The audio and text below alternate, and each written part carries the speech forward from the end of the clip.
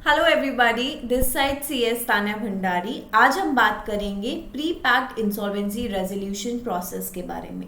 ये हमारा अमेंडमेंट में है। ऑलरेडी हम इस बारे में बात पहले भी कर चुके हैं, अगर मैं प्रोफेशनल इंसॉल्वेंसी ओपन बुक के बारे में बात करूं। लेकिन क्योंकि अब ये CS एग्जीक्यूटिव के SBC पार्ट C में भी है, तो उसको भी हम कवर करेंगे। So basically this is the amendment for your June 22, जबकि ये पहले ही 21 में आ चुका है। अब लेकिन क्योंकि आपके लिए अभी अमेंडमेंट दिए हैं इसके अंदर, तो हम लोग पूरा का पूरा वापस से सारा टॉपिक कवर करेंगे। नाउ जब मैं pre packed insolvency resolution process की बात कर रही हूँ, तो ये तो मुझे समझ में आ रहा है कि मैम ये भी एक रेजोल्यूशन प्रोसेस की ही तरह है। So you are absolutely right, ये भी एक रेजोल्यूशन प्रोसेस ही है। फिर आपका क्वेश्चन हो सकता है, मैम CIRP तो था ना, तो अब हमें वापस से pre packed insolvency resolution process क्यों लेके आना पड़ा? ठीक है, तो देखो, अब अगर मैं आपको इन दोनों के बेसिकली डिफरेंस बता दूं, तो हमें आगे की जर्नी थोड़ी और इजी हो जाएगी। बेसिक डिफरेंस पढ़ते हैं अभी, फिर जैसे जैसे हम चीज़ों को पढ़ते जाएंगे और क्लैरिटी आती जाएगी। CIRP की बात करूं, तो अगर मैं पार्ट 1 की बात करती हूं, जहां पे हम बेसिकली पढ़ते हैं कि मेरे कॉर्पोरेट डेटर के मतलब वो खुद भी फाइल कर सकते हैं, या फिर हम बोलते हैं कि उनके लिए फाइनेंशियल क्रेडिटर्स या फिर मेरे ऑपरेशनल क्रेडिटर, अगर मेरे कॉर्पोरेट डेटर ने डिफॉल्ट किया है, so they can file the application. ऐसे ही होता है। वहां पे मिनिमम फॉल्ट या मिनिमम डिफॉल्ट हमारा 1 CR है, कि अगर मेरे कॉर्पोरेट डेटर ने मिनिमम डिफॉल्ट 1 CR का किया है, सो उसके फाइनेंशियल क्रेडिटर्स और दी ऑपरेशनल क्रेडिटर और CD himself can file the application before the tribunal for initiating CIRP। ऐसा ही है। लेकिन जब भी हम प्री पैक्ड इंसॉल्वेंसी की बात करते हैं, यहाँ पे जिनको एप्लीकेशन फाइल, या मैं बोल सकती हूँ कि जिनके लिए रास्ता नया खोला गया है, एक स्पीडी रेजोल्यूशन के तौर पे रास्ता खोला गया है, वो कौन से कॉर्पोरेट डेटर्स हैं? वो बेसिकली मेरे MSME हैं, राइट। सो हमने बोला कॉर्पोरेट डेटर जिनका डिफॉल्ट कितना है, मिनिमम 10 लाख है, एंड वो उन्होंने उद्यम रजिस्ट्रेशन ले रखा है। ऐसी MSMEs जिन्होंने उद्यम रजिस्ट्रेशन ले रखा है, अपने आप को रजिस्टर करा रखा है, और उनका डिफॉल्ट 10 लाख रुपए या उससे ज़्यादा है, तो वो उनके पास फिर दो रास्ते हो जाते हैं। Either they can go for pre packed insolvency resolution process, और either they can go for the CIRP। लेकिन अब आपके दिमाग में क्वेश्चन आना चाहिए कि मैम अगर आपने तो बोला कि यहाँ पे 10 लाख है, और आप ये भी बोल रहे हो कि दोनों ऑप्शंस अवेलेबल हैं उनके पास, तो कैसे? अगर मान लो एग्जाम्पल, मेरे एक CD का डिफॉल्ट सपोज 2 करोड़ या 2 करोड़ 2 CR होता है, तो मैं बोल सकती हूँ ना कि उस कॉर्पोरेट डेटर के पास दो रास्ते हैं। इधर वो जा सकता है CIRP पे, और he can go for the pre packed insolvency resolution process, correct, क्योंकि दोनों ही हमारी मिनिमम लिमिट से ज़्यादा हैं। उधर मेरे CIRP में 1 करोड़ की लिमिट है, और इधर मेरा मिनिमम 10 लाख की लिमिट है, तो 2 करोड़ ऑब्वियसली इनसे ज़्यादा है, तो उसके लिए दोनों ऑप्शन है। वेयर इन अगर मैं आपको एग्जाम्पल दे रही हूँ कि एक कॉर्पोरेट डेटर का डिफॉल्ट सपोज है 7 लाख रुपीज़, ठीक, तो उसके लिए कौन सा रास्ता खुला है, ये मुझे आप बताओ। तो आप बोलोगे मैम कोई भी नहीं, your answer is absolutely right. फिर वो रेजोल्यूशन प्रोसेस के लिए जा ही नहीं सकता है, क्योंकि CIRP का तो मिनिमम डिफॉल्ट हमने बोला 1 करोड़ होना चाहिए, और अगर वो MSME है जो उद्यम रजिस्ट्रेशन जिसने लिया हुआ है, लेकिन वो उसके लिए भी प्री पैक में जाने के लिए हमें मिनिमम डिफॉल्ट 10 लाख का होना चाहिए। इस केस में क्या कितना डिफॉल्ट है, 7 लाख, तो ये ऑप्शन खत्म हो गया, करेक्ट। एक और एग्जांपल लेते हैं। हमने बोला कि मेरे CD का MSME का जो डिफॉल्ट है कॉर्पोरेट डेटर का, वो कितना है, हमने बोला सपोज 15 लाख रुपीज़ है। अब उसके पास कौन सा रास्ता ओपन है? CIRP तो ऑब्वियसली नहीं है, बिकॉज मिनिमम डिफॉल्ट कितने का होना चाहिए, 1 CR। अब उसके पास जो रास्ता खुला है वो है pre packed insolvency resolution process का। दैट मीन्स वो कॉर्पोरेट डेटर जो एक MSME की तरह रजिस्टर्ड है, उद्यम रजिस्ट्रेशन उसने ले रखा है, वो कहाँ जा सकता है, pre packed insolvency resolution process के लिए वो एप्लीकेशन फाइल कर सकता है। So the very important difference between CIRP and PIRP is कि अमाउंट ऑफ डिफॉल्ट, एक में मिनिमम 10 लाख है और एक में मिनिमम 1 CR है। Second important condition I would say is कि वो जो कॉर्पोरेट डेटर है जो PIRP के में अंदर एप्लीकेशन फाइल कर रहा है ट्रिब्यूनल के पास, उसको MSME होना ज़रूरी है एंड उद्यम रजिस्ट्रेशन भी होना चाहिए। करेक्ट। सो MSME विद उद्यम registration can go for PIRP। Second important thing हो गई। ठीक है। थर्ड अगर मैं बोलती हूँ तो अब हम आगे फर्दर बात करते हैं टाइम लिमिट के बारे में।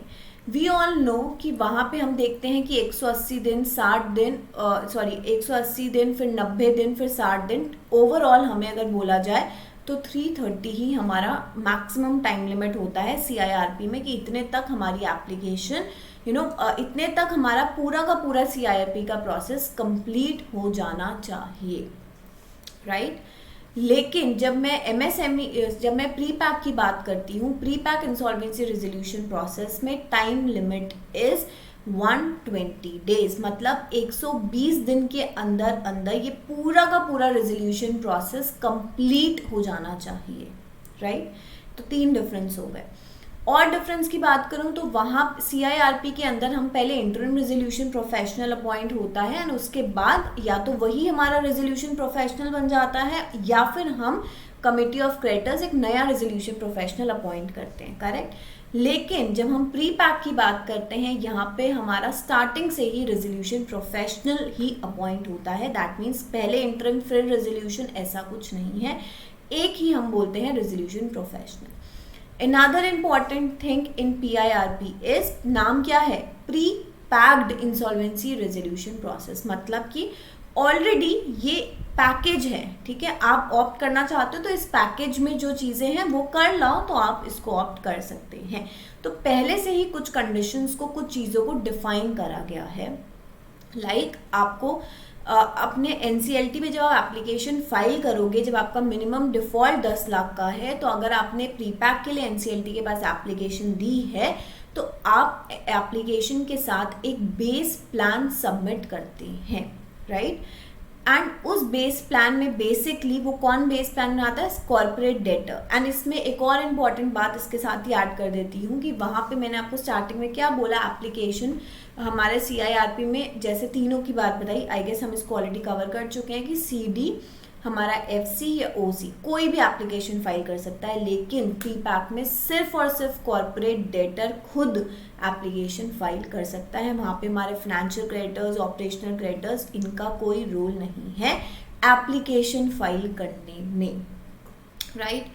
देन जैसे मैंने आपको बोला कि हम बेस प्लान ऑलरेडी, CD जो है मेरा ऑलरेडी एप्लीकेशन के साथ बेस प्लान सबमिट करता है ट्रिब्यूनल को। जब एप्लीकेशन दी जाती है, ट्राइब्यूनल आपका बेस प्लान को देखता है, उसको लगता है कि हाँ ये वर्कआउट कर सकता है, तो वो आपकी एप्लीकेशन को एक्सेप्ट कर लेते हैं। करेक्ट। जैसे ही एप्लीकेशन एक्सेप्ट होती है, वहाँ पे भी मेरा मोरेटोरियम, वहाँ बेसिकली जैसे ही एप्लीकेशन एक्सेप्ट हुई तो हमारा रेजोल्यूशन जो प्रोसेस है, पीरियड है, वो स्टार्ट हो जाता है। ठीक है। कॉर्पोरेट इंसॉल्वेंसी रेजोल्यूशन प्रोसेस का टाइमलाइन वहाँ से चालू हो जाती है। Same is the case with PIRP कि जैसे ही मेरी NCLT एप्लीकेशन एक्सेप्ट करते हैं, वहीं से मेरा 120 डेज का जो टाइमलाइन है वो काउंट होना स्टार्ट हो जाता है। अनदर थिंग, वहाँ पे भी एप्लीकेशन एक्सेप्ट हुई और मोरेटोरियम पीरियड चालू हो जाता है, तो यहाँ पे भी सेम चीज़ है, एप्लीकेशन एक्सेप्ट हुई और मोरेटोरियम पीरियड चालू हो गया।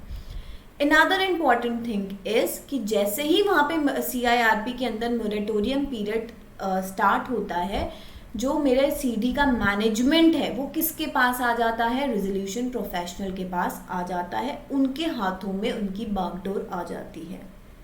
Wherein when we talk about PIRP, pre-packed insolvency resolution process, जैसे ही मोरेटोरियम पीरियड चालू होता है, मैनेजमेंट किसके हाथ में रहता है, कॉर्पोरेट डेटर के ही हाथ में रहता है।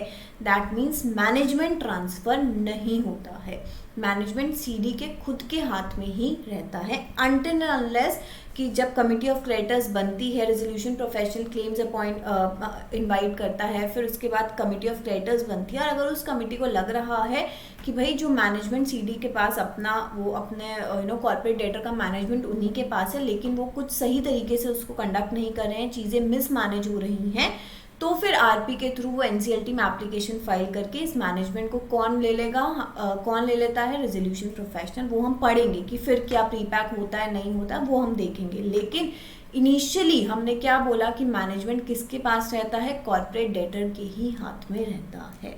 करेक्ट है। अब ऐसा नहीं कि अगर मैं बेस प्लान लेके मेरा सीडी जा रहे हैं, एनसीएलटी के पास एप्लीकेशन सबमिट कर रहे हैं, एनसीएलटी अप्रूव कर देता है तो वही बेस प्लान मेरा उसको ही हम अप्लाई करेंगे। The answer is no. वो बेस प्लान मेरा ऑब्वियसली कमिटी ऑफ क्रेडिटर्स के सामने रखा जाता है। अगर कमिटी ऑफ क्रेडिटर्स को लगता है, यहाँ पे हम देखेंगे कमिटी ऑफ क्रेडिटर्स कितने परसेंट उससे अग्री करने चाहिए, 66% इन वैल्यू जो होल्ड कर रहे हैं, जिन्होंने सीडी से पैसा लेना है वही मेरे क्रेडिटर्स हुए, right.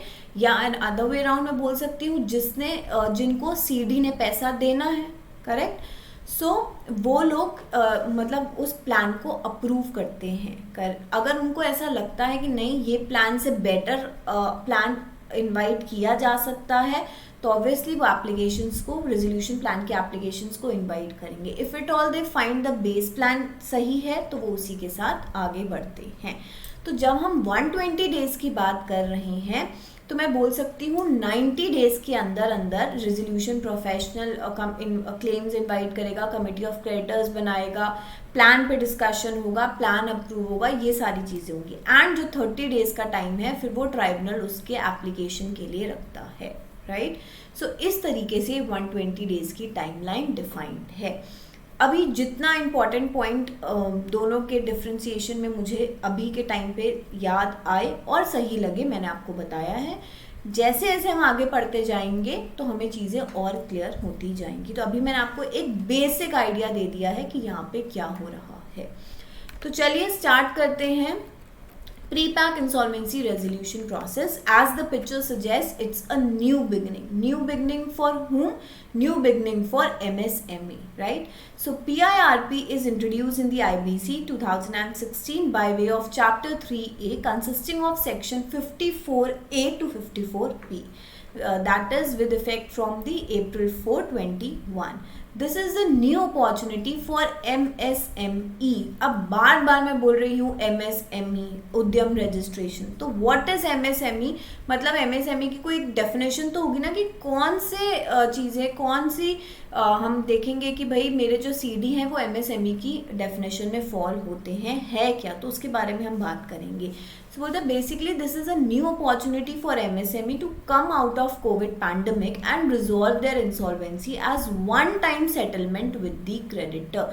Very very important thing, one-time settlement। अभी हम आगे पढ़ेंगे कि अगर आपने एक बार प्रीपैक का आपने ऑप्शन ले लिया है तो आप वापस बार बार प्रीपैक नहीं कर सकते हैं। तो हमने क्या लिखा, वन टाइम सेटलमेंट, कि भाई ठीक है माना कोविड की वजह से काफ़ी सारे लोगों को नुकसान पहुंचा है, बिजनेस बहुत मेजरली इम्पैक्ट हुए हैं, तो MSME हमारी इंडिया की ग्रोथ के लिए बहुत इम्पॉर्टेंट रोल प्ले करती हैं। तो उनको बूस्ट अप करने के लिए गवर्नमेंट ने ये इनिशिएटिव लिया है। So with the approval of the adjudicating authority here is NCLT, while the CD is run by existing promoters। मतलब क्या, एक बार वापस से 1 को में पढ़ते हैं, the new opportunity to revive new opportunity for MSME to come out of COVID pandemic and resolve their insolvency as one-time settlement with creditors with the approval of the adjudicating authority while CD is run by existing promoters. The provision of PIRP is summarized below. Eligibility, सबसे पहले हम देखते हैं कि PIRP के लिए eligible है कौन कौन। तो हमने बोला when a CD is classified as micro, small and medium enterprise। मतलब अभी हम जब MSME की डेफिनेशन पढ़ेंगे तो मैंने आपको पहले ही बताया माइक्रो, 3 वर्ड्स में अलग अलग क्यों पढ़ी, बिकॉज तीनों की अपनी अपनी रेलेवेंस है। Micro, then small and medium, ठीक है, 3 तरीके से पढ़ेंगे डेफिनेशन को। Enterprise under subsection 1 of section 7 of micro small and medium enterprise development act 2006 commits minimum default of 10 lakh. मतलब मिनिमम डिफॉल्ट कितना होना चाहिए, 10 लाख रुपए होना चाहिए। It can opt for the PPIRP और आप कन्वीनियंस के लिए इसको PIRP भी बोला जाता है। So the central government can increase the minimum default limit to 1 crore. पहले जब हम CIRP की बात करते थे तो हम बोलते थे मिनिमम डिफॉल्ट 1 लाख और government can increase up to 1 crore. तो गवर्नमेंट ने इसको मिनिमम अब कितना कर दिया, 1 करोड़ कर दिया। ऐसे ही आज के टाइम पे PIRP की जो मिनिमम लिमिट है, ये मैं बोल सकती हूँ डिफॉल्ट की, मिनिमम डिफॉल्ट कितना होगा तभी वो ये कर सकता है 10 लाख एंड मैक्सिमम इसको गवर्नमेंट 1 करोड़ तक कर सकती है। Now, what do you understand by micro, small, medium enterprises? Well, in line with the Government of India's top focus on energizing MSME in the country, Government of India approved the upward revision of MSME definition on 1st June 2020 under the Atmanirbhar Bharat package. The government revived the MSME classification by inserting composite criteria of both investment and turnover. An enterprise shall be classified as micro, small and medium enterprise on the basis of following criteria. क्या अब हम कैसे categorise करेंगे, पहले हम capital and turnover ये सब देखते थे, लेकिन अब हमने क्या बोला, प्लांट एंड मशीनरी और एंड दोनों चीजें देखनी है, एंड टर्नओवर, करेक्ट। अब हम कैसे डिटरमाइन करेंगे कि उसकी plant and machinery and turnover बोल रही हूँ, दोनों चीजें हम चेक करेंगे।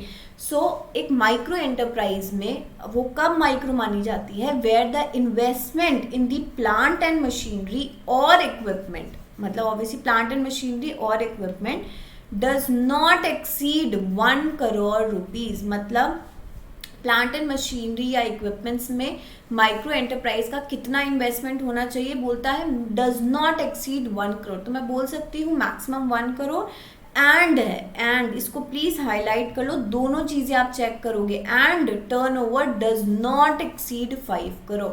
तो maximum 1 crore plant and machinery और इक्विपमेंट में, एंड उसके साथ ही साथ टर्नओवर कितना होना चाहिए, मैक्सिमम 5 करोड़, करेक्ट। तो ये वाली कैटेगरी की जो एंटरप्राइजेस हैं उसको हम क्या बोलेंगे, micro enterprises.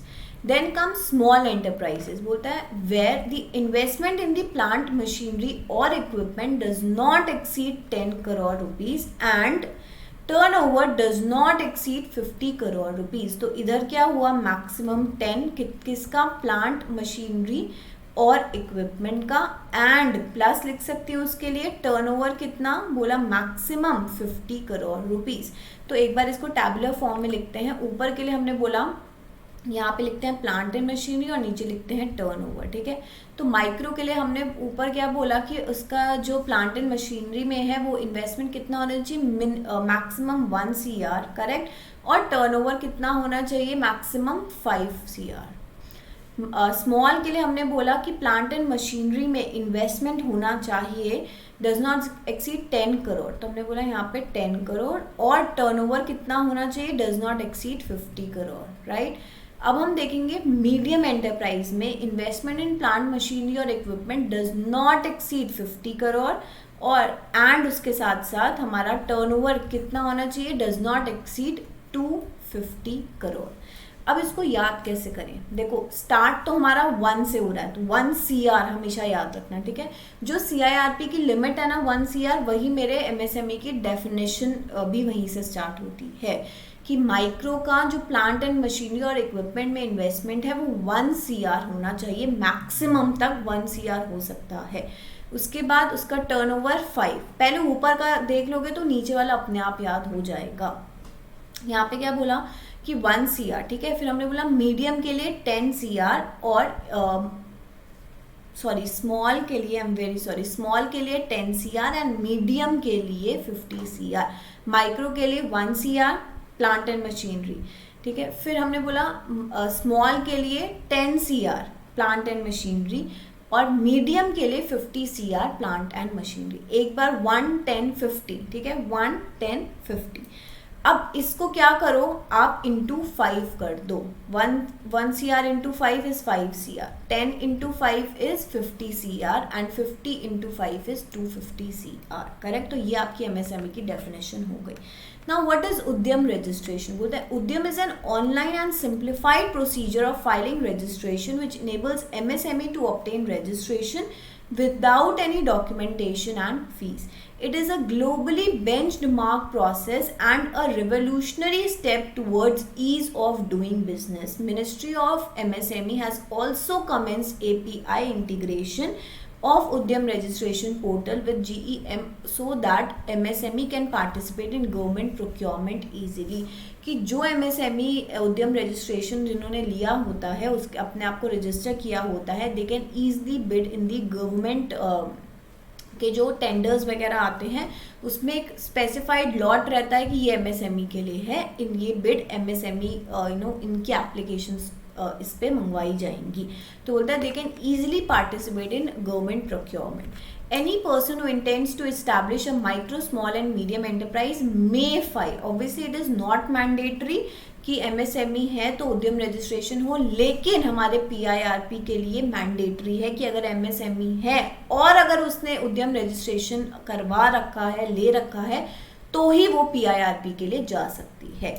File Udyam registration online in Udyam registration portal based on the self-declaration with no requirement to upload document, paper, certificate और proof. कितना easy है, आपको कुछ नहीं करना, सेल्फ डिक्लेरेशन देके आप इसमें रजिस्टर करा सकते हो अपनी MSME को. हम पढ़ेंगे कैसे.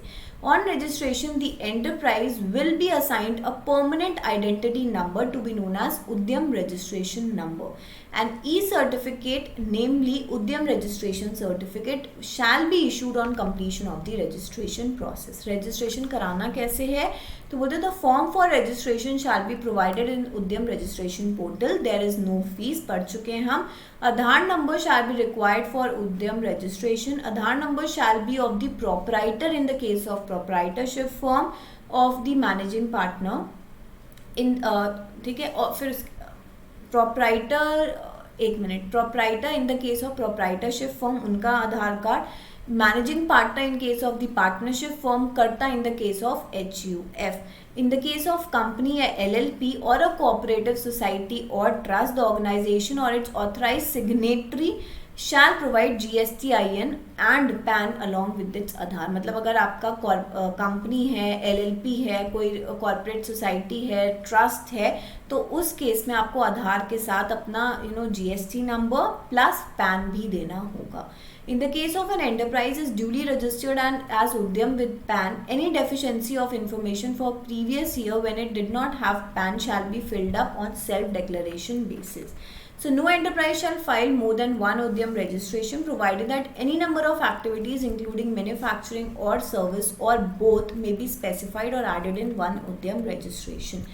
Whoever intentionally misrepresents or attempt to suppress the self-declared facts and figures appearing Udyam registration or updation process shall be liable to penalty as may be specified. तो basically registration का आपको process दिया था. obviously इससे exam में question नहीं आएगा, लेकिन आपको पता होना चाहिए कि प्रोसेस किस तरीके से होता है.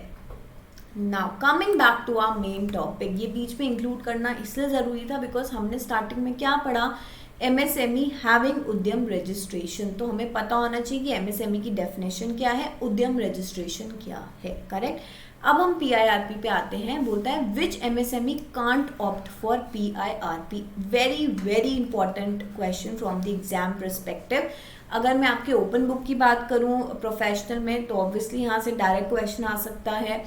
अगर मैं आपके SBC की बात करूं, CS एग्जीक्यूटिव मॉड्यूल 1 में पेपर नंबर 3 की बात अगर हम करते हैं, तो वहाँ पे भी आपको पार्ट C में ये क्वेश्चन पूछा जा सकता है.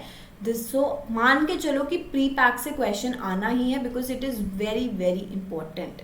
Now which MSME can't opt for PIRP. ऐसी कौन सी MSME है जो PIRP के लिए नहीं जा सकती है. आप मुझे खुद बताओ. मैंने आपको बेसिक आइडिया तो दिया ना, तो साथ में बताते हैं. देखो पहला तो मेरे हिसाब से आप बताना सही है या नहीं. सो मेरे हिसाब से हो सकता है कि भाई अगर डिफॉल्ट 10 लाख का नहीं है तो हम PIRP के लिए नहीं जा सकते. You will say ma'am you are absolutely right. Second is कि अगर मैंने CIRP का प्रोसेस मेरा चल रहा है, ठीक है, इन एप्लीकेशन मेरे CIRP के लिए फाइल कर दी है, तो ऑब्वियसली मैं PIRP के लिए भी एप्लीकेशन फाइल नहीं कर सकती. एक ही बार तो रेजोल्यूशन प्रोसेस, आपका इंसॉल्वेंसी रेजोल्यूशन प्रोसेस चलेगा ना, चाहे आप CIRP में चले जाओ, चाहे आप PIRP में चले जाओ. Obviously basis depending upon the default. लेकिन अगर मान लो जैसे 2 CR है, आपने CIRP में एप्लीकेशन फाइल करी, तो आप फिर ये नहीं कि PIRP पे भी जाएंगे, नहीं, एक में ही जा सकते हो, करेक्ट। और अभी हम इसमें देखेंगे कि अगर एक बार मेरा प्री पैक हो चुका है तो फिर 3 साल तक मैं प्री पैक में नहीं जा सकती हूँ। तो हमने क्या बोला, ऊपर डेफिनेशन में क्या पढ़ा था, वन टाइम सेटलमेंट। अब पढ़ते हैं, MSME which has completed PIRP और completed CIRP as the case में be during the period of 3 years preceding the initiation date, कि पिछले 3 साल में चाहे मैंने PIRP किया है चाहे मैंने CIRP किया है तो मैं वापस से PIRP के अंदर नहीं जा सकती हूँ। ऐसे थोड़ी कि आपने ठीक है एक बार डिफॉल्ट हो गया, बिजनेस कुछ अप्स एंड डाउन्स आते हैं, बट एक बार रिवाइवल का आपको चांस मिल गया है, फिर तो आप जान के ये चीज़ करोगे, तो उसके लिए एक टाइम स्पैन मेंशन कर दिया है। MSME which is under going CIRP वो नहीं फाइल कर सकते। MSME which is going under liquidation वो भी फाइल नहीं कर सकती है। अच्छा, एक और important difference between PIRP and CIRP is कि अगर CIRP का प्लान में जो रेजोल्यूशन प्लान है वो एक्सेप्ट नहीं होता है, देन जो कॉर्पोरेट डेटर है उसका लिक्विडेशन करा दिया जाता है। लेकिन हम जब PIRP की बात करते हैं तो यहाँ पे अगर प्लान वर्कआउट नहीं भी होता है तो भी लिक्विडेशन नहीं होता है, correct. So MSME which is under going liquidation, अगर एक बार लिक्विडेशन में आप चले गए हो, एप्लीकेशन मतलब ऑब्वियसली लिक्विडेशन का प्रोसेस स्टार्ट हो गया, तो आप ये नहीं बोल सकते कि हम PIRP में जाना चाहेंगे। MSME not eligible to submit a resolution plan under section 29A। 29A जब हम पढ़ते हैं तो हमें पता है कि persons ineligible to be an applicant, right. कौन कौन से होते हैं, विलफुल डिफॉल्टर है, डिफॉल्टर है, या फिर मैं बोलती हूँ इंसॉल्वेंट पर्सन, ये सब कुछ ऐसी लिस्ट हैं जो कि एप्लीकेंट नहीं हो सकते हैं, करेक्ट। सो बोलते हैं वो भी अगर 29A में आप फॉल कर रहे हो तो ऑब्वियसली आप PIRP के लिए भी एप्लीकेशन को फाइल नहीं कर सकते हैं। Then, proposal of name of resolution professional.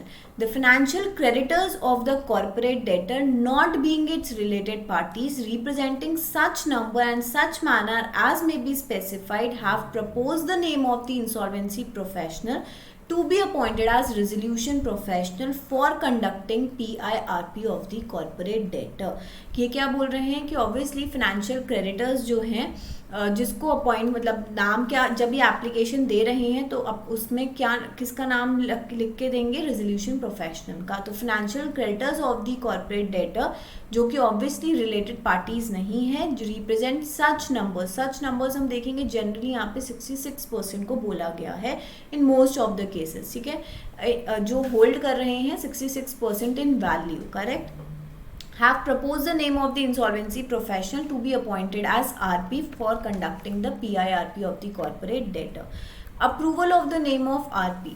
The financial creditor of the CD, corporate debtor, not being its related party representing not less than 66% in value of its financial debt. कि मान लो 100 रुपये की date है, example समझाने के लिए, correct. तो 100 रुपये की डेट है तो उसमें से जिन लोगों के जो लोग 66% होल्ड कर रहे होंगे, मतलब जिसमें 100 में से 66 पैसा जिन लोगों का लगा हुआ है, 66 रुपीज़, करेक्ट। तो हमने बोला वो है कि 66% इन वैल्यू होल्ड कर रहे हैं, करेक्ट। तो वो अब हो सकता है कोई 2% भी हो, 4 भी हो, 5 भी हो, मतलब पर जो हम बोलेंगे कि डिसीजन किसका माना जाएगा, तो बोलेंगे ऐसे पर्सन जिनके पास 66% इन वैल्यू है। अब वो 1 भी हो सकता है, 2 भी हो सकता है, 4 भी हो सकता है, 10, 50 कुछ भी हो सकते हैं टोटल डेट का, करेक्ट। बोलता है due to such creditor have approve the name of the RP propose. तो जो भी RP का नाम CD प्रपोज करेगा उसको फाइनेंशियल क्रेडिटर्स एक्सेप्ट अगर करते हैं तो उनका नाम, जिसको भी हमारे फाइनेंशियल क्रेडिटर्स बेसिकली एक्सेप्ट करेंगे, जो भी नाम मेरा CD उनके सामने रखेगा रेजोल्यूशन प्रोफेशनल का, वो नाम हम अपनी एप्लीकेशन में फाइल और लिख के किसको देंगे, ट्रिब्यूनल को देंगे। Declaration by the majority of the directors और पार्टनर्स ऑफ द CD। बोलते हैं मेजॉरिटी ऑफ द पार्टनर्स और directors of the corporate debtor shell make a declaration स्टेटिंग an application for initiating PIRP shall be filed within a definite period not exceeding 90 days। ठीक है, कि application कितने दिन के अंदर फाइल हो जाएगी, हमने बोला 9। देखो एक चीज़ और कि मैंने ये तो आपको बोला कि 120 डेज का पीरियड है कि पूरा का पूरा हमारा pre packed insolvency resolution process complete हो जाए 120 डेज के अंदर। लेकिन इससे पहले हम इनिशिएशन पीरियड जिसको बोलते हैं, प्री इनिशिएशन पीरियड आप बोल सकते हो उसको, वो हम 90 डेज का बोलते हैं कि 90 डेज के अंदर अंदर वो बेस रेजोल्यूशन, या मैं बोल सकती हूँ बेसिकली प्लानिंग कर रहे हैं, पूरा का पूरा बेस प्लान तैयार करना, कौन रेजोल्यूशन प्रोफेशनल रहेगा, वो सब तैयारी वो पहले 90 दिन में स्टार्ट कर देते हैं। तो this 90 days which is also known as pre initiation date, वो 120 डेज से अलग हैं। ठीक है, 120 डेज आपका ये नंबर क्या बताता है कि भाई 120 डेज के अंदर आपका ये जो pre packed insolvency resolution process है वो कंप्लीट हो जाएगा, ये उसके 120 डेज हैं। लेकिन 90 दिन हमने बोला है क्योंकि प्री पैक्ड है तो सारी चीज़ें वो प्लान करके आते हैं, तो प्लानिंग वो पहले 90 दिन में करते हैं, ये उसकी बात हो रही है कि जब से आपकी प्लानिंग स्टार्ट हो गई है आप वो 90 डेज के अंदर अंदर एप्लीकेशन फाइल कर दोगे। Pre pack is not being initiated to defraud any person, ये भी डिक्लेरेशन देंगे कि प्री पैक जो है हम इसलिए नहीं कर रहे हैं कि भाई ऑब्वियसली अगर रेजोल्यूशन प्लान हम लेके आ रहे हैं, रिवाइवल है बेसिकली, तो ऐसा नहीं कि हम अपने जो क्रेडिटर्स हैं उनको कम पैसा जान के देना चाह रहे हैं या कोई और स्कीम ला रहे हैं, कुछ और प्लान ला रहे हैं जिसमें हम शायद उनकी डेट ना वापस करें लेकिन कुछ परसेंटेज ऑफ ओनरशिप उनको दे रहे हो, कुछ भी है। तो बोलते हैं हम ये इसलिए नहीं कर रहे हैं कि हम उनके साथ धोखा करना चाहते हैं, तो this is not for to defraud any person. And the name of the insolvency professional proposed and approved to be appointed as RP by unrelated financial creditor. तो जब हम क्या बोले ये कौन देगा, ये डेक्लेरेशन देंगे कौन, CD, that means corporate debtor जो है उसके डायरेक्टर्स। अब CD में यहाँ पे कोई कंपनी भी हो सकती है, एक LLP भी हो सकती है, लेकिन it has to be MSME, correct, और उद्यम रजिस्ट्रेशन होना चाहिए। तो वो अपना क्या करेंगे, मेजॉरिटी ऑफ द पार्टनर किसके लिए बोला है, LLP के केस में, and directors in case of a company of the corporate debtor, वो डिक्लेरेशन देंगे कि हम एप्लीकेशन फॉर इनिशिएटिंग PIRP कितने दिन के अंदर अंदर फाइल हो जाएगी, 90 डेज, नॉट लिखा time period not exceeding 90 days, कि 90 डेज के अंदर हम बेस प्लान प्रिपेयर करके हम एप्लीकेशन फाइल कर देंगे। देन कोई डिफ़ॉल्ट मतलब किसी के साथ धोखा ये सब करने का हमारा कोई इंटेंशन नहीं है, इसकी वजह से हम नहीं ये सब कर रहे हैं। प्लस हम रेजोल्यूशन प्रोफेशनल जो ये सारे मैटर्स को देखेगा उसका भी नाम वहाँ पे वो देते हैं। अब देखो, सब फाइनेंशियल क्रेडिटर तो बाद में अप्रूव करेंगे, पहले अगर कंपनी है, पार्टनर्स हैं, पहले वो तो अप्रूव आपस में हामी भरें कि हाँ हमें प्री पैक के लिए जाना है, अब डिफ़ॉल्ट इतने का हो चुका है तो हम अब कैसे पैसा दें। तो चलो हम ये वाला ऑप्शन ट्राई करते हैं। तो पहले आपस में सहमति होनी चाहिए, कंपनी अगर है तो स्पेशल रेजोल्यूशन पास होगा, wherein अगर LLP है तो 3/4 of the partner should agree on this. ठीक है, the resolution approving the filing of the application, कि एप्लीकेशन फाइल करनी है नहीं करनी है पहले तो इन हाउस डिसाइड होगा ना, क्योंकि एप्लीकेशन हमें पता है सिर्फ और सिर्फ कौन फाइल कर सकता है, कॉर्पोरेट डेटर खुद ही अपने लिए फाइल कर सकता है। तो पहले कंपनी है तो वो पहले अपने शेयर होल्डर से तो पूछे, उनसे तो स्पेशल रेजोल्यूशन पास कराए कि हम एप्लीकेशन फाइल कर दें, आप इस बात के लिए सहमति देते हो, are we on the same page. ठीक है, तो shall be pass by special resolution और at least 3/4 of the total number of the partners. ये किसके केस में है, लिमिटेड लाइबिलिटी पार्टनरशिप के केस में, as the case may be of the corporate debtor. तो सब फिर उसके बाद क्या हुआ, हमारा स्पेशल रेजोल्यूशन पास हो। तो आप समझ लो जो 90 डेज का प्री इनिशिएशन पीरियड है इसके अंदर ये सारी चीज़ें हो रही हैं। अभी तक एप्लीकेशन फाइल नहीं हुई है, हमने देखा कि भाई हमने रेजोल्यूशन प्रोफेशनल का नाम दिया, हम डिक्लेरेशन दे रहे हैं, हम SR पास करा रहे हैं या फिर पार्टनर से इस बात की सहमति ले रहे हैं।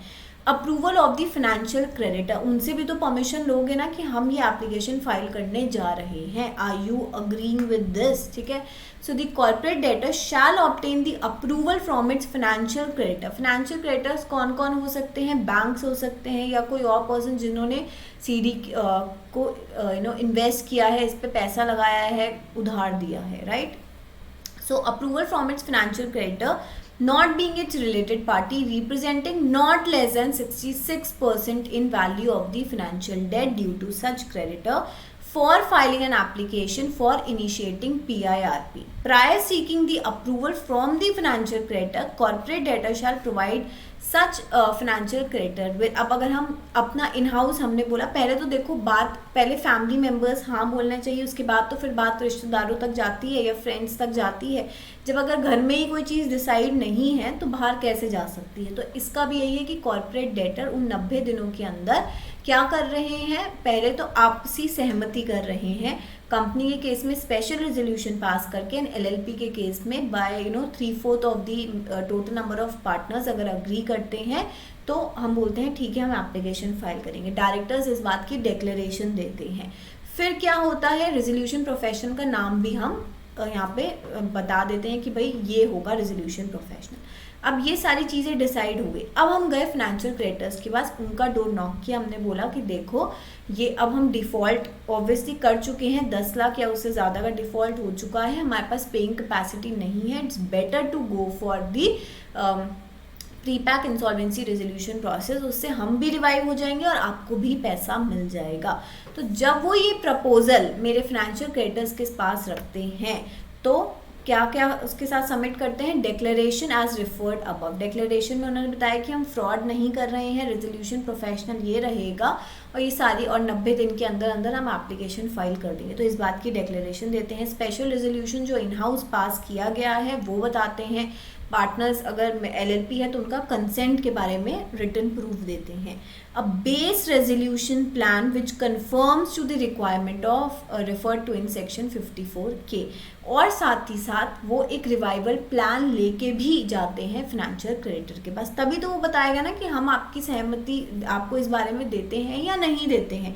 मान लो उनको ये रेजोल्यूशन प्लान सही नहीं लगता है तो ऑब्वियसली वो चेंजेस करने के लिए बोलेंगे एंड फिर चेंजेस इनकॉर्पोरेट किए जाएंगे। पर ये उनको बताने का है कि भाई ये बेस रेजोल्यूशन प्लान, अगर आप अग्री नहीं करोगे ना तो हम इनवाइट भी कर सकते हैं, ये नहीं है कि इस पे स्टिक होना है, लेकिन ये हमने एक आपको बेस बना के दिया कि हम इस तरीके से चीज़ों को संभालना चाह रहे हैं, उसके लिए ये बेस रेजोल्यूशन प्लान है। तो वो भी आप सबमिट करते हैं जब आप उनसे अप्रूवल लेना चाह रहे हैं।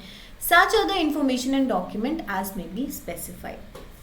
अब application to initiate pre pack insolvency resolution process, अभी तक मेरी एप्लीकेशन फाइल नहीं हुई है, ये सारी बातें आपस में ही हो रही हैं। बिकॉज जिस दिन मैंने एप्लीकेशन फाइल कर दी और एनसीएलटी ने एक्सेप्ट कर ली तो 120 दिन की घड़ी चालू हो जाएगी, करेक्ट। तो ये इसलिए हम पहले से ही अपने पैकिंग कर रहे हैं, कहीं जाना होता है तो पहले से पैकिंग करना स्टार्ट कर देते हो ना, तो ये उसी का ही बात है, क्योंकि ट्रिप का तो दिन बहुत जल्दी बीत जाते हैं, लेकिन पैकिंग या शॉपिंग जाने के लिए हमें पहले से करनी पड़ती है। ये भी वही केस है कि सारी चीज़ें तैयार रखो, प्री कुक रखो सामान, और बस जब एप्लीकेशन एक्सेप्ट हो जाए तो एक कुकिंग प्रोसेस में डाल के 120 दिन के अंदर ख़त्म कर देंगे, वो चीज़ है।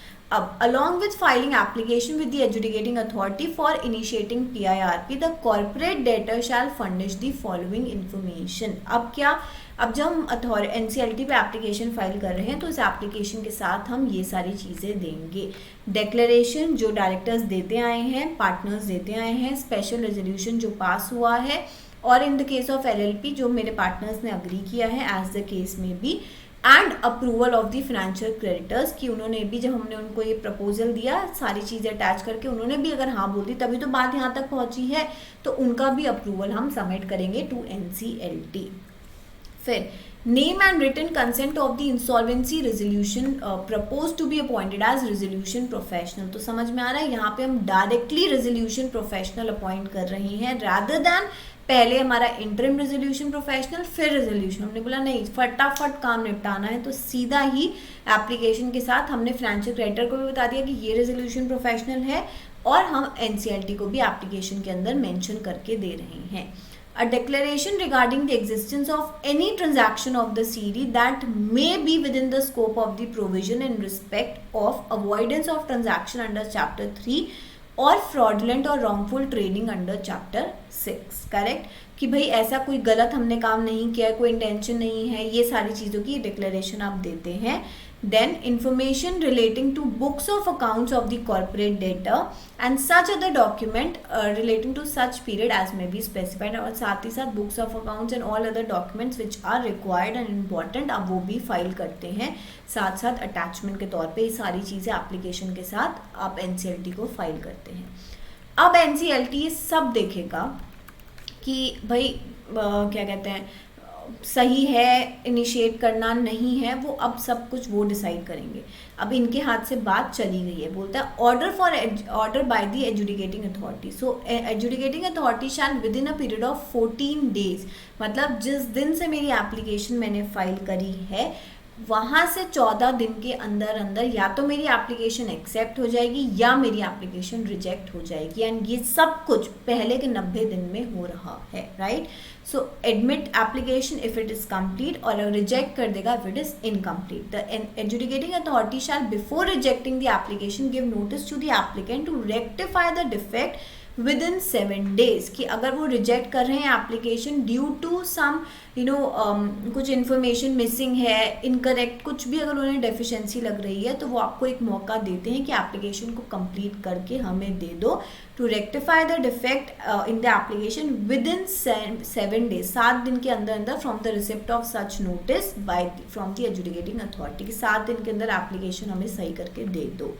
देन अब आपने एप्लीकेशन मान लो सही करके दे दी, आपकी एप्लीकेशन कंप्लीट ही थी, तो अब क्या हो रहा है वो एप्लीकेशन को एक्सेप्ट मान लो कर लिया. So commencement of PIRP shall commence from the date of admission of the application by the adjudicating authority. And जैसे ही मेरी एप्लीकेशन एक्सेप्ट होती है, तो ये वाली चीज़ आपने देखी होगी ना कि टाइम हम मेजर करते हैं कि भाई इसको क्या बोलते हैं, मुझे याद नहीं आ रहा. बेसिकली मैं अगर लेमैन में बोलूँ तो मैं टाइम मशीन बोल सकती हूँ. अब लिटरली मुझे नहीं पता बट एम ए ठीक है. तो ये आपका टाइम कैलकुलेट होना स्टार्ट हो जाता है, मतलब 120 दिन यहाँ से चालू हो गए हैं. अब क्या बोल रहा है, PIRP shall be completed within 120 days from the pre packed insolvency commencement date. RP, that means resolution professional shall submit approved resolution plan within 30 days of PIRP. अब देखो क्या हो रहा है यहाँ पे. क्या हो रहा है कि हमने पहले एक बेस रेजोल्यूशन प्लान बनाया था CD ने, ठीक है, और उसके बाद उन्होंने FC फाइनेंशियल क्रेडिटर्स के सामने रखा. अब उन्होंने बोला कि ठीक है मतलब हम तैयार हैं इंसॉल्वेंसी प्रोसेस में जाने के लिए, फाइन. अब उन्होंने उस समय तो सहमति दे दी और हमने एप्लीकेशन फाइल कर दी विद दिस बेस प्लान. लेकिन फाइनेंशियल क्रेडिटर्स को लग रहा है कि नहीं रेजोल्यूशन प्लान हमें अच्छे और इनवाइट कर सकते हैं, हमें अच्छे रेजोल्यूशन प्लान्स आ सकते हैं, तो वो सब वो चालू कर देंगे. तो बोल रहा है रेजोल्यूशन प्रोफेशनल ये सारे काम करेगा. तो shall submit the approved resolution plan within 90 days. तो ये जो हमने 120 दिन का बाइफिकेशन मैंने आपको स्टार्टिंग में ही बताया कि 90 दिन के अंदर अंदर रेजोल्यूशन प्लान अगर एक्सेप्ट इन्होंने नहीं किया था फाइनेंशियल क्रेडिटर्स ने बेस रेजोल्यूशन प्लान, तो दूसरा इन्वाइट करके उस पर डिस्कशन करके वो फाइनल हो जाएगा. सब कुछ 90 दिन के अंदर हो जाएगा. और 30 दिन हम NCLT के रखते हैं कि वो इसको एप्लीकेशन के लिए इस पूरे प्रोसेस के एप्लीकेशन के जो इम्प्लीमेंटेशन होता है वो 30 दिन का टाइम होता है. Right. So if committee of creditor doesn't approve the resolution plan within 90 days, ये वाले 90 days में, then RP shall submit an application for termination of the PPIRP. मतलब क्या कि ना ही उन्हें हमारा फाइनेंशियल क्रेडिटर्स को ना ही उन्हें हमारा बेस रेजोल्यूशन प्लान समझ में आया था. तो एक ऑप्शन था कि रेजोल्यूशन प्लान्स को हम इनवाइट करके और उस पर डिस्कशन किया जा सकता है एंड वो भी हम इम्प्लीमेंट कर सकते हैं. तो ना ही उन्हें हमारा बेस प्लान समझ में आया और ना ही उन्हें जो हमारी एप्लीकेशन रेजोल्यूशन प्लान जो हमारे आए उनको वो समझ में आया. उन्हें कोई प्लान सही लगा ही नहीं. तो फिर जब इस 90 दिन के अंदर अंदर कोई रेजोल्यूशन प्लान फाइनल ही नहीं हो पाता है, तो फिर रेजोल्यूशन प्रोफेशनल जो PIRP है उसकी एप्लीकेशन को टर्मिनेट कर देते हैं. बिकॉज यही 90 दिन का टाइम है जिसमें हम फाइनली सारी चीज़ों को सॉर्ट आउट कर लेते हैं, डिसीजन पे पहुंच जाते हैं. लास्ट के 30 दिन जो है वो इम्प्लीमेंटेशन के लिए होते हैं. तो अगर 90 दिन में नहीं हुआ तो फिर नहीं हो पाएगा, तो टर्मिनेट कर दी जाती है. लेकिन अगर उन्हें एप्लीकेशन मतलब ऑब्वियसली रेजोल्यूशन प्लान उन्हें दूसरा जो इनवाइट किया, मिस एंड मैच करके डिस्कशन हुआ, सब कुछ उन्होंने एक मतलब ऑब्वियसली एक प्लान को एक्सेप्ट कर लिया उस 90 दिन के अंदर अंदर, तो फिर वो आगे हम इम्प्लीमेंट करते हैं। अब जैसे ही मेरी एप्लीकेशन एक्सेप्ट हुई तो ये क्या सिंबल है किसका, पॉज का। पॉज क्या कि भाई अब जो है मोरेटोरियम पीरियड चालू हो गया है। तो जो हम सेक्शन 14 की बात करते हैं उसमें मोरेटोरियम पीरियड के बारे में पढ़ते हैं, दैट एग्जैक्टली अप्लाइज एज जो हमारा CIRP में है, वही सेम चीज़, सेम प्रोसीजर, सेम हर चीज़ पे, सूट पे कोई आप अपनी जो कॉर्पोरेट डेटर्स है प्रॉपर्टी को एलिनेट नहीं कर सकता, फोरक्लोजर नहीं हो सकता, सूट इनिशिएट नहीं कर सकते, डिसीजन नहीं आएगा, वही सेम चीज़ एज इट इज़, ठीक है, म्यूटस म्यूटेंडिस, वही सेम मोरेटोरियम पीरियड चालू हो जाता है अगर जब से मेरी एप्लीकेशन एक्सेप्ट हुई है। जिस दिन NCLT ने एप्लीकेशन एक्सेप्ट करी मोरेटोरियम पीरियड चालू हो गया। So adjudicating authority on the PPICD along with the order of admission, जब वो एप्लीकेशन को बेसिकली एक्सेप्ट कर लेते हैं, डिक्लेयर कर देते हैं moratorium period, appoint RP named in the application, जो हमने ऑलरेडी CD ने एप्लीकेशन के अंदर लिखा था, और NCLT को वो पर्सन सही है, कोई भी डिसिप्लिनरी प्रोसीडिंग कुछ नहीं चल रही, वो पर्सन करेक्ट है, सब कुछ सही है उसका, तो वही अपॉइंट हो जाता है। And cause a public announcement of the initiation of PIRP to be made by resolution professional immediately after his appointment. तो रेजोल्यूशन प्रोफेशनल का अपॉइंटमेंट कब हुआ यहाँ पे, जैसे ही ऑब्वियसली वहाँ पे भी यही होता है कि जैसे ही मेरी एप्लीकेशन एक्सेप्ट होगी, जो हमने नाम दिया है वो NCLT को सही लगा तो वो अपॉइंट हो गया। अब जैसे ही वो अपॉइंट हो गया, एप्लीकेशन एक्सेप्ट होगी, मोरेटोरियम पीरियड चालू हो गया, प्लस RP ने पब्लिक अनाउंसमेंट कर दी कि सो एंड सो CD का प्री-पैक्ड रेजोल्यूशन प्रोसेस चालू हो गया है। इसका मतलब क्या है, क्लेम्स इनवाइट करने का, correct. So moratorium shall continue till PIRP and, same जो CIRP में होता है वही सेम चीज़ यहाँ पे भी एप्लीकेबल है। List of claims and preliminary information memorandum, the CD shall within 2 days of the pre packed insolvency resolution process के 2 दिन के अंदर अंदर वो क्या करेगा, submit to the resolution professional the following information. अब देखो, क्लेम्स को इनवाइट करना, लिस्ट बनाना, सब कुछ इकट्ठा करना, एक रिपोर्ट या डॉक्यूमेंट फॉर्म में बनाना, वो रेजोल्यूशन प्रोफेशनल करेगा। तो बोलते हैं यहाँ पे कि CD जो कॉर्पोरेट डेटर है वो 2 दिन के अंदर अंदर रेजोल्यूशन प्रोफेशनल को क्या क्या चीज़ें दे देता है, लिस्ट ऑफ द क्लेम कि क्या क्या उसने किस किस का पैसा देना है, along with the details of the respective creditors, their security interest and guarantees, and if any, अगर है कोई, मान लो कोई सिक्योर्ड क्रेडिटर, तो क्या सिक्योरिटी है उसकी रखी हुई, करेक्ट। सो वो सारी चीज़ें डिटेल्स RP को दे देगा। And a preliminary information memorandum containing information relevant for formulating a resolution plan, ठीक।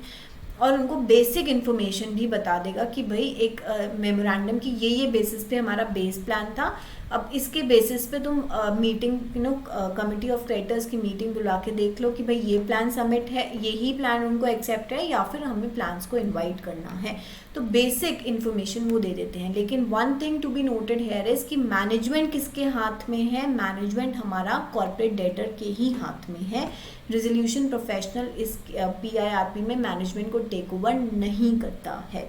So management of the affairs of corporate debtor during the PIRP period, the management of the affairs of the CD shall continue to vest in the board of directors or the partners in case of LLP, as the case may be of the CD, who shall take every endeavor, means every efforts to protect and preserve the value of the property of the CD and manage its operation as a going concern। मतलब वो आपकी resolution professional की हर तरीके से मदद करेंगे। Then committee of creditors, resolution professional shall within 7 days, जैसे ही रेजोल्यूशन प्रोफेशनल का अपॉइंटमेंट होता है 2 दिन के अंदर अंदर उसे सारी डिटेल्स मिल जाती हैं, ठीक है। और जैसे ही उसका रेजोल्यूशन प्रोफेशनल का अपॉइंटमेंट हुआ, एप्लीकेशन एक्सेप्ट हुई, अपॉइंटमेंट हुआ, तो वहाँ से 7 days के अंदर अंदर हमारी कमिटी ऑफ क्रेडिटर्स जो है RP फॉर्म कर देता है। Constitute a committee of creditor based on the list of the claims confirmed and updated it regularly. किसके बेसिस पे, क्योंकि 2 दिन के अंदर अंदर उसे लिस्ट मिल गई थी क्लेम्स की, तो हमने बोला अब लिस्ट मिल गई है, उसके बेसिस पे वो 7 दिन के अंदर अंदर क्या कर देगा, कमिटी ऑफ क्रेडिटर्स बना देगा। द फर्स्ट मीटिंग, जैसे ही 7 दिन के अंदर का टाइम है कमिटी ऑफ क्रेडिटर्स बनाने का, जैसे ही कमिटी ऑफ क्रेडिटर्स बन गई 7 दिन के अंदर अंदर अगेन उनकी फर्स्ट मीटिंग हो जानी चाहिए। 5 दिन के अंदर बन गई तो भी हमारे पास 7 दिन का टाइम, मतलब जिस दिन हमारी committee of creditors list claims की लिस्ट को देख के उसने कमिटी ऑफ क्रेडिटर्स बना ली, वहाँ से 7 डेज के अंदर अंदर, ठीक है, वो 2 दिन में करे, 4 दिन में करे, 5, मतलब मैक्सिमम 7 डेज के अंदर अंदर वो फर्स्ट मीटिंग ऑफ क्रेडिटर्स को बुला लेता है। Shall be held with in 7 days of the constitution of the committee of creditors following the provision of section 21। Wasting management of the CD with resolution professional, ये बात मैं आपको बोल रही थी कि हमने क्या पढ़ा है अभी तक कि जो मैनेजमेंट रहता है वो सीडी के हाथ में रहता है इन केस ऑफ पीपीआईआरपी, करेक्ट। लेकिन कौन कौन से ऐसे केसेस हैं या कहाँ पे सीडी से मैनेजमेंट लेके हमारा रेजोल्यूशन प्रोफेशनल के हाथ में चला जाता है, उसके केसेस की बोलता है at any time during the PPIRP, मतलब ये जो 120 डेज का टाइम चल रहा है उसमें अगर कभी भी कमिटी ऑफ क्रेडिटर्स को ये लगता है by vote of not less than 66%, देखो यहाँ पे आपको बहुत ईजी है कमिटी ऑफ क्रेडिटर्स के अप्रूवल को लिखना समझना, क्योंकि हर जगह क्या है 66% ऑफ द वोटिंग शेयर्स या 66% of the value of the debt, correct. तो बोलता है not less than 66% of the voting share resolve to vest the management of the CD with the RP. अगर मेरे कमिटी ऑफ क्रेडिटर्स कितने 66% जिनके पास voting right है वो अगर इस बात को अप्रूव कर देते हैं कि नहीं मैनेजमेंट जो है सीडी के हाथ से लेके आरपी के हाथ में आ जाना चाहिए, किन रीजंस की वजह से कि भाई जो मेरा सीडी है वो सही से मैनेज नहीं कर रहा है, मिसमैनेजमेंट हो रहा है, कुछ चीज़ें गलत हो रही हैं, हमारे साथ गलत हो रहा है, फ्रॉड हो रहा है, ये सारे अगर रीजंस हैं तो मैनेजमेंट वो सीओसी रेजोल्यूशन पास करके मैनेजमेंट को सीडी के हाथ से लेके रेजोल्यूशन प्रोफेशनल के हाथ में भी दे सकता है। So resolution professional shall make an application for this purpose to the adjudicating authority. अब देखो जो मेरा सीडी है बीच में हमारा रेजोल्यूशन प्रोफेशनल है एंड देन मेरी कमिटी ऑफ क्रेडिटर्स है, तो अगर सीओसी को कुछ भी चेंज कराना है, कुछ भी डिसीजन लेना है तो वो पहले आरपी को इन्फॉर्म करते हैं एंड आरपी सीडी को करता है, करेक्ट। तो मीडिएटर की तरह आरपी रोल प्ले करते हैं। तो अगर सीओसी ने बोला कि नहीं भैया सीडी से तो मैनेजमेंट ले लो, ये सही से नहीं मैनेज कर रहे हैं, तो आरपी खुद नहीं कर सकता, पहले वो परमिशन लेगा इस बात की, ये बात हमारे एनसीएलटी एजुडिकेटिंग अथॉरिटी के सामने रखेंगे, वो अगर अप्रूव करते हैं तो ही मैनेजमेंट मेरा सीडी के हाथ से लेके आरपी के हाथ में दिया जाता है। Adjudicating authority shall pass an order vesting the management of the corporate debtor with the resolution professional if it is of the opinion that the affairs of the CD have been conducted in fraudulent manner। Fraud हो रहा है, अंदर ही अंदर कुछ और चल रहा है। There has been gross mismanagement of the affairs of the CD। अगर ये केसेस हैं और एनसीएलटी से सेटिस्फाइड है तो वो मैनेजमेंट लेके सीडी से आरपी को दे सकता है। From the date of the order remaining provision of CIRP shall apply to PIRP. मतलब एक तो वो बोल रहे हैं कि हम आपको प्री पैक इंसॉल्वेंसी में डाला था जिससे आप इजीली 120 दिन के अंदर अंदर रिवाइव हो सको, लेकिन अगर आप ही सपोर्ट नहीं कर रहे हो, सीडी ही चीज़ों को गलत तरीके से मैनेज कर रहा है, फ्रॉड कर रहा है और ये चीज़ सामने आई है, एनसीएलटी को भी लगता है, तो बोलता है वहीं आपकी पीआईआरपी ख़त्म हो जाएगी, फिर आपको जो एकदम हमारा लॉन्ग प्रोसेस है सीआईआरपी का वही फॉलो करना पड़ेगा। प्री पैक आपके लिए ख़त्म हो जाता है, उसके रास्ते बंद हो जाएंगे, करेक्ट, अगर ऐसा कुछ सीडी करता है तो। अदर देन दैट अगर ऐसा कुछ नहीं है तो फिर मैनेजमेंट सीडी के हाथ में ही रहता है। Consideration and approval of resolution plan. अब देखो the corporate debtor shall submit the base plan to the RP within 2 days of the जैसे हमारी प्रोसीडिंग स्टार्ट होती हैं, या मैं बोलती हूँ 120 डेज का जैसे ही एप्लीकेशन एक्सेप्ट हुई तो हमारा इनिशिएशन पीरियड स्टार्ट हो गया, करेक्ट। अब वहाँ से 2 दिन के अंदर हमने बोला ना कि वो सारी इन्फॉर्मेशन देता है, तो उन्होंने सारी की सारी इन्फॉर्मेशन बेस प्लान की, क्लेम्स की, सब कुछ मेरे आरपी को दे दी है एंड वो किसके सामने रखता है, सीओसी के सामने। Committee of Creditor may provide corporate debtor an opportunity to revise the base plan। आपको अपॉर्चुनिटी देते हैं सीडी को कि देखो हम ये चेंजेस चाहते हैं, इससे हमें कोई बेनिफिट नहीं होने वाला, ये तो सब आप अपने बेनिफिशियल के लिए कर रहे हो फॉर एग्जांपल, तो ये चेंजेस आप इनकॉर्पोरेट करो। तो अगर कॉर्पोरेट डेटर इन चेंजेस को मतलब ऑब्वियसली एक्सेप्ट कर लेते हैं तो मेरे सीओसी इसको अप्रूव कर देंगे।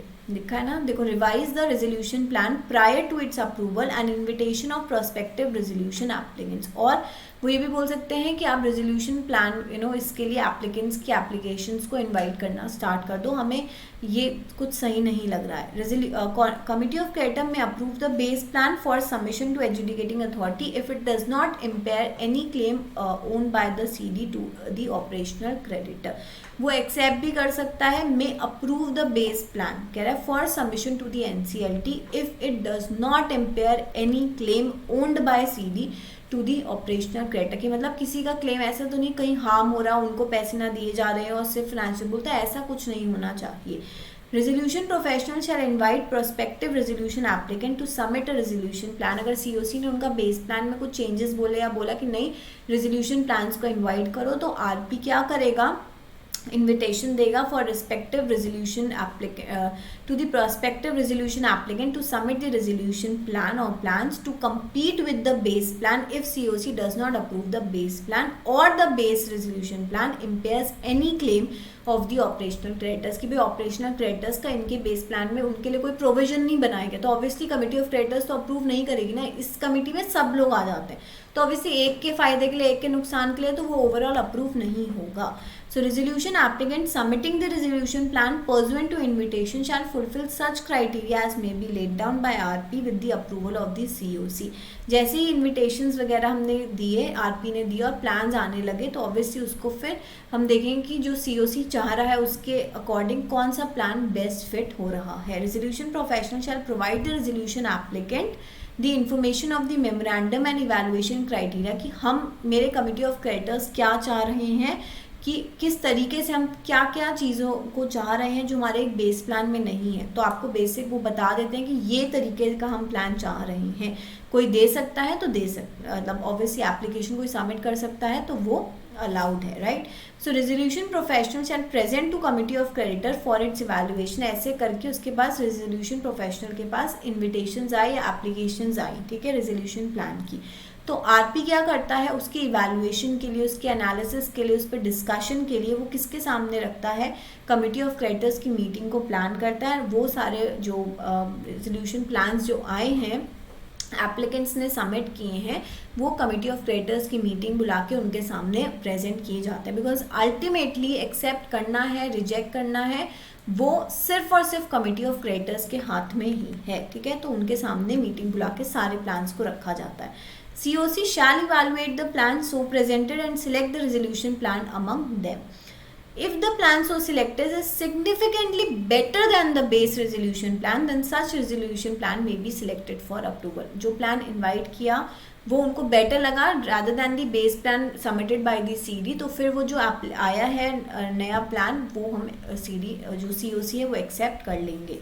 Where the resolution plan selected is not considered for approval, या जो applications आई हैं, resolution plans आए हैं COC के हिसाब से वो भी सही नहीं है, ठीक है, या फिर बेस प्लान से बेटर नहीं है, कुछ हमारे फ़ायदा नहीं हो रहा, ठीक है, बेस प्लान से कंपेयर करके हमें कोई मतलब COC को सही नहीं लग रहा है, तो फिर it shall compete with the base plan and one of them shall be selected for approval। बोलेगा कि भाई बेस प्लान को देखे और इनके प्लान को देखे तो बहुत ज़्यादा डिफरेंस नहीं है, तो वो बेस प्लान के साथ भी जा सकते हैं। It all depends upon the मर्जी of the committee of creditors, ठीक है। If the plan finally selected is approved by COC again with 66% of the voting resolution, then हमने उसके बाद क्या बोला, resolution professional shall submit the same to the adjudicating authority and if COC doesn't approve the same, resolution professional shall file an application to adjudicating authority for termination.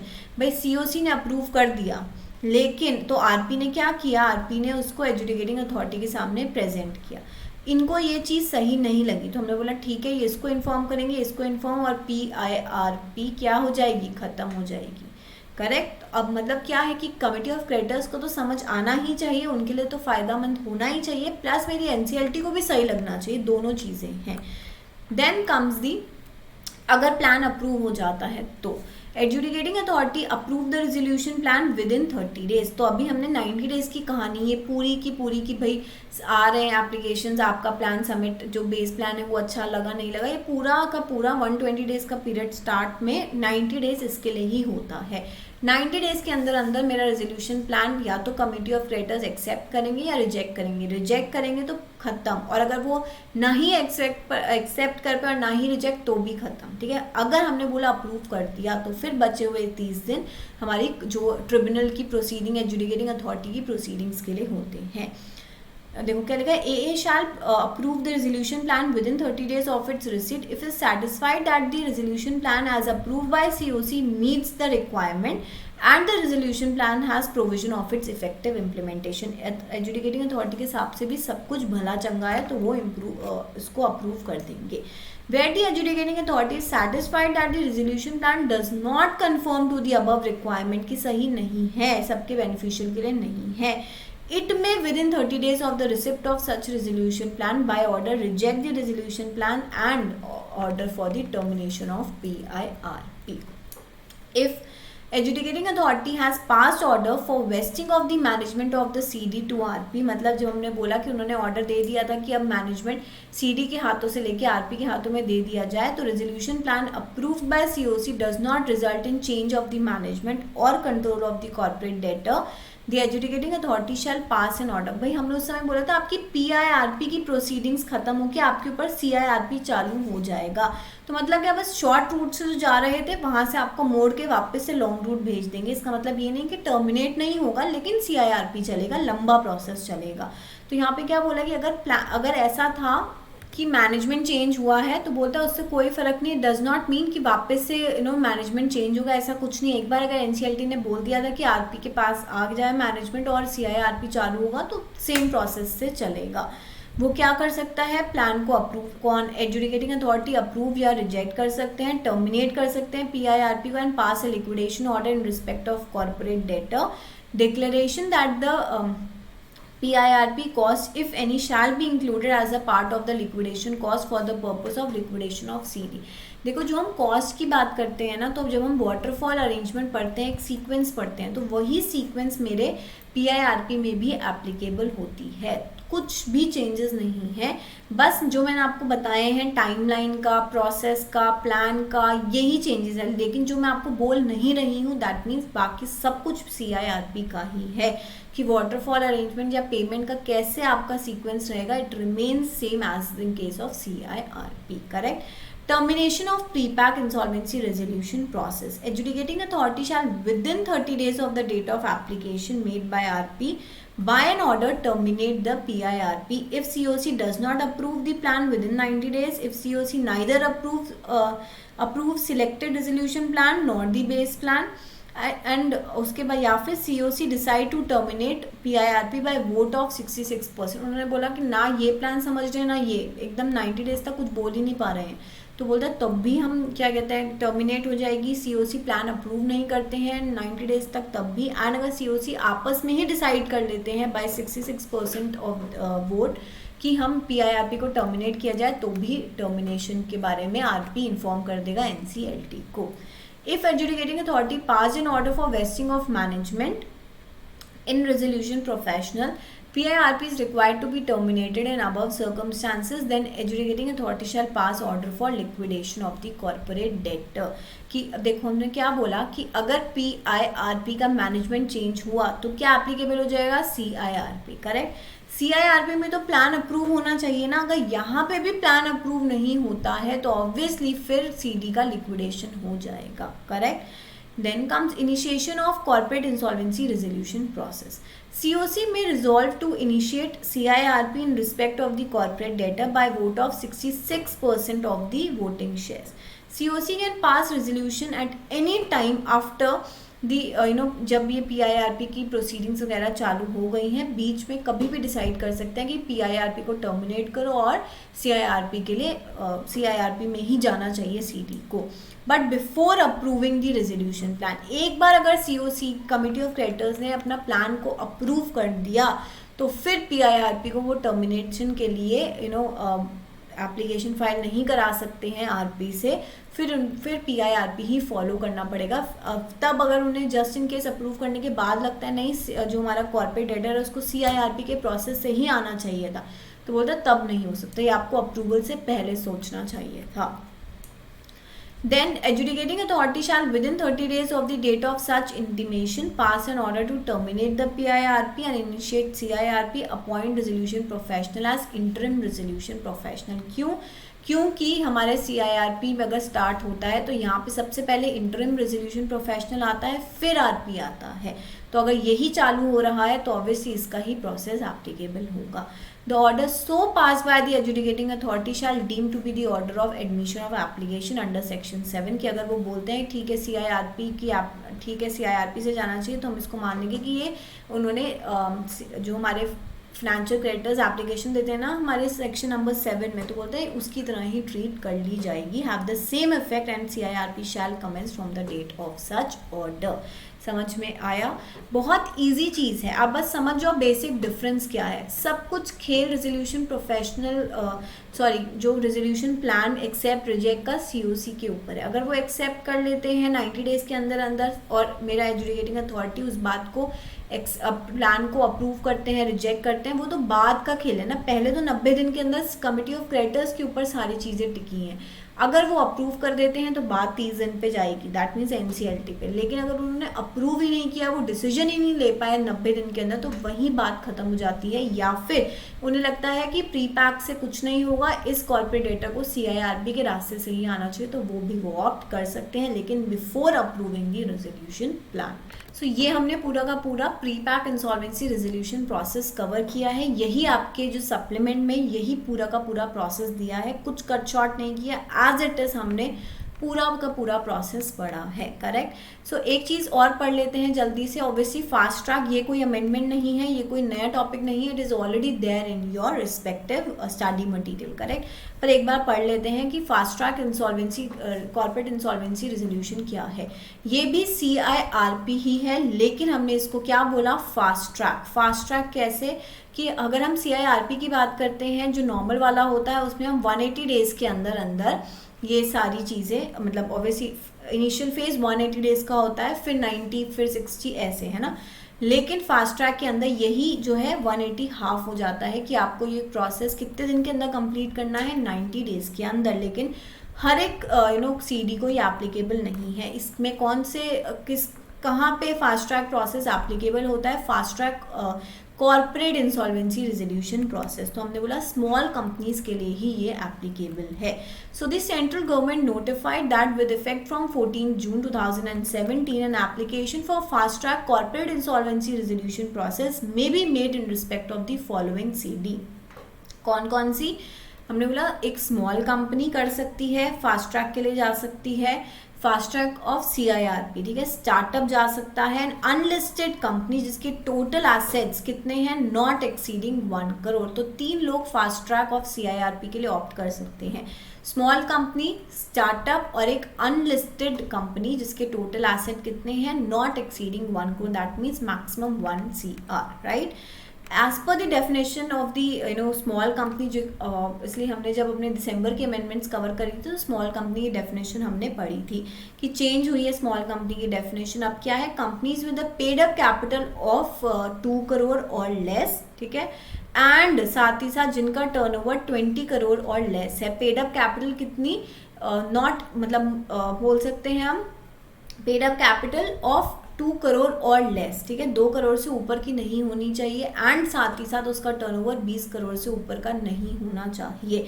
तो वैसी company मेरी small company में आती है। Time period क्या है, fast track corporate insolvency resolution process shell be completed within a period of 90 days. वहाँ 180 था जो नॉर्मल हमारा CIRP है, लेकिन फास्ट ट्रैक ऑफ CIRP में हाफ हो जाता है 90 डेज का from the insolvency commencement date. An application shall be filed by a resolution professional to adjudicating authority for extending the period beyond 90 days if authorised by way of resolution pass at the meeting of the committee of creditors, कि भाई 90 days में नहीं हो पा रहा है तो extension के लिए committee of creditors with vote of 75% of the voting shares, ऐसे कमिटी ऑफ क्रेडिटर्स जिन लोगों के पास 75% वोटिंग राइट है वो अगर अग्री करते हैं, वो ये रेजोल्यूशन पास कर देते हैं कि भाई एक्सटेंशन के लिए अप्लाई कर दिया जाए, रेजोल्यूशन प्रोफेशनल एक्सटेंशन के लिए अप्लाई कर दे कि 90 डेज में नहीं हो रहा तो एक्सटेंड के लिए एप्लीकेशन फाइल करी जा सकती है। Adjudicating authority by an order extend the duration of such process beyond the set period of 90 days for such further period as it thinks fit, not more than 45 days। तो CIRP में 90 days 180 days 90 days और फिर 60 days मिला के हमने बोला 330 days होता है, यही है। लेकिन अब सब जगह इसका हाफ कर दो। फास्ट ट्रैक में क्या है 90 डेज, ठीक है, पहला वाला। फिर 90 का हाफ इज 45, एक्सटेंशन मिलेगा भी तो भी 45 डेज का ही मिलेगा। An extension of fast track CIRP process under this section shall not be granted more than once, एक बार से ज़्यादा का एक्सटेंशन नहीं हो सकता। फिर आपको 45 डेज का जो मिला है वहाँ तक आपको ख़त्म करना ही है। Manner of initiating fast track CIRP, an application of fast track CIRP may be filed by creditors, corporate debtor as the case may be, along with the proof of existence of default, ठीक है, as evidenced by records available with information utility or such other means as may be specified, such other information as may be specified by the board to establish the corporate debtor is eligible that for the fast track corporate insolvency resolution process। कि भाई अगर small company है, startup है या एक unlisted company है जिसके जो एसेट्स हैं नॉट मोर देन 1 CR, तो वो प्रूफ एंड एविडेंसेस के आप एप्लीकेशन के साथ वो सारी चीज़ें अटैच कर दो जिससे हम देख पाएँ कि भाई आपके ऊपर फास्ट ट्रैक CIRP के लिए आप एप्लीकेबल हैं। Manner of initiating applicability of chapter 2 to this chapter, the process of conducting CIRP under chapter 2 and provisions relating to offence penalty under chapter 7 shall apply to this chapter as context as may be required। अब ये सब छोड़ दो कि बाकी सारी चीज़ें obviously process fast है लेकिन होता तो वैसे ही है ना, तो बस हमें ये पता होना चाहिए कि फास्ट ट्रैक रेजोल्यूशन की अगर मैं बात कर रही हूँ कॉर्पोरेट इंसॉल्वेंसी रेजोल्यूशन, तो उसकी टाइमलाइन क्या है और ये किन कंपनीज के लिए, आप कौन से सीरीज के लिए इसको एप्लीकेबल किया जा सकता है। So with this we have completed the entire thing. PIRP is the utmost important for your exam perspective. यहाँ से क्वेश्चन आने के 100% चांसेस हैं, तो हर चीज़ को प्रोसीजर को लिख के देख लेना, बिकॉज दे कुड आस्क की what is the process of PIRP, ठीक है, तो क्या क्या प्रोसेस है, कौन सी स्टेज कैसे कैसे होती है, कितने दिन के अंदर COC बनती है, मीटिंग पहली कैसी होती है, डिक्लेरेशन किस चीज़ का दिया जाता है, ये सारी इन्फॉर्मेशन आपको क्लिस्टर क्लियर होनी चाहिए, करेक्ट। सो चलिए मिलेंगे फर्दर नई वीडियोज़ में, टिल देन टेक केयर।